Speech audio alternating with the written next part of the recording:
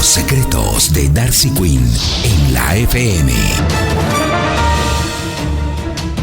7 de la mañana, 13 minutos, los secretos con Darcy Quinn, la mujer mejor informada de Colombia.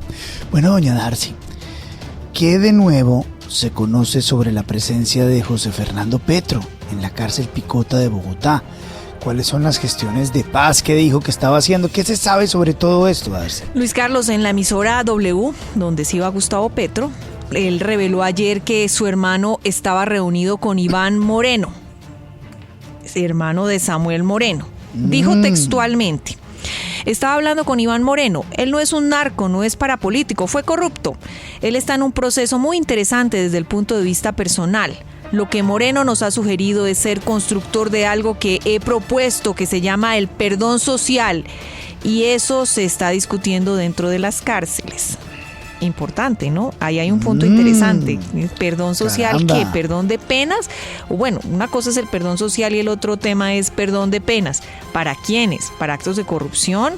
¿Pero no que estaba hablando de la paz? Exactamente. Yo hice mis propias averiguaciones.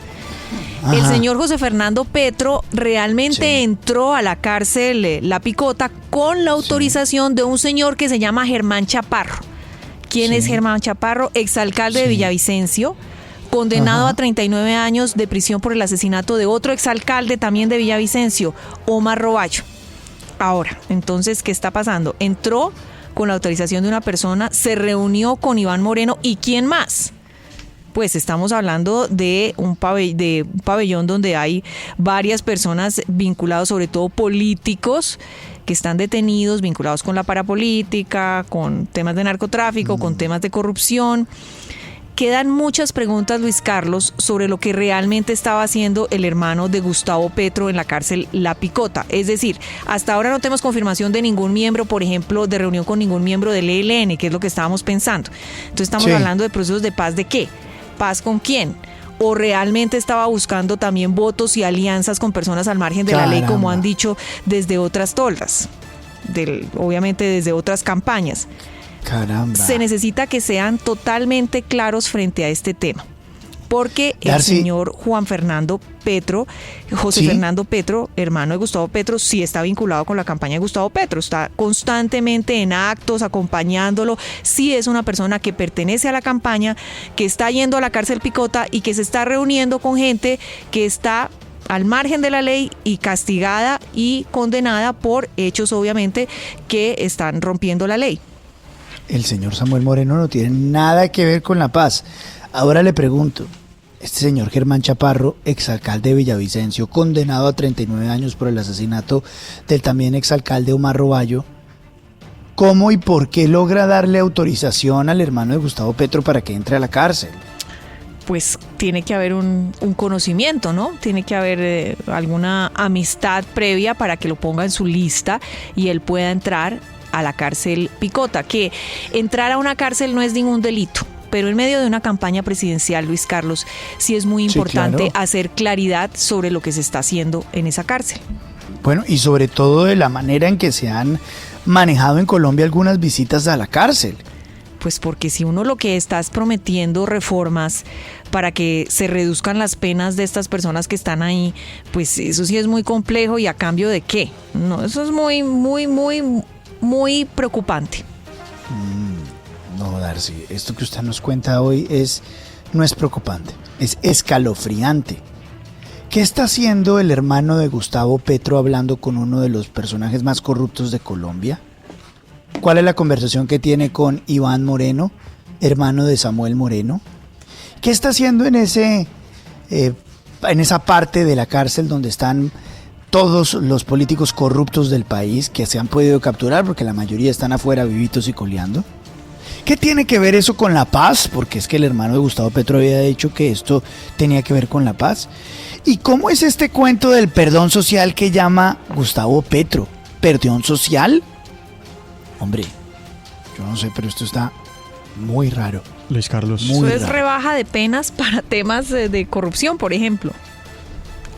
Ayer buscamos formalmente al sí, equipo del candidato Gustavo Petro para hacerle las preguntas puntuales sobre esa visita y nos respondieron que en efecto se trata de una propuesta que ha liderado Petro, que es la del supuesto perdón social y que tiene que ver con darle una segunda oportunidad a algunas personas que hoy están cumpliendo penas dentro de las cárceles para que en algún momento eventualmente puedan ser liberadas y no continúen cumpliendo sus penas dentro de las cárceles. Les dijimos también que por favor nos dieran una entrevista porque los hemos buscado más de 30 veces y nos respondieron que iban a revisarlo.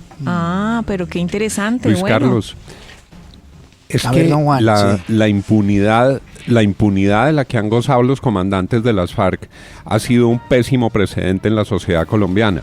Unos tipos que tuvieron participación, que fueron responsables de secuestros, de tomas guerrilleras, de atentados terroristas, están orondos en el Congreso, así saquen solo 20.000 votos, disfrutando de todas las ventajas. Entonces, después de eso, la gente se siente autorizada para proponer que otros criminales, unos de cuello blanco, otros por vínculos con los paramilitares, otros con vínculos en asesinatos, tampoco paguen las penas y se sigan burlando de la justicia en Colombia. Ahora, lo otro que hay que averiguar es cuál es el vínculo en el caso de Chaparro.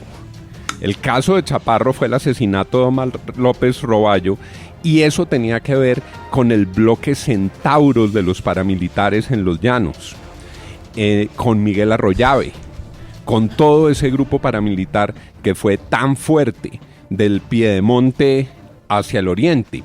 Entonces también habría que preguntarse si esto es solo para corruptos y rateros de cuello blanco o también tiene que ver con gente que está en otras jurisdicciones como Justicia y Paz.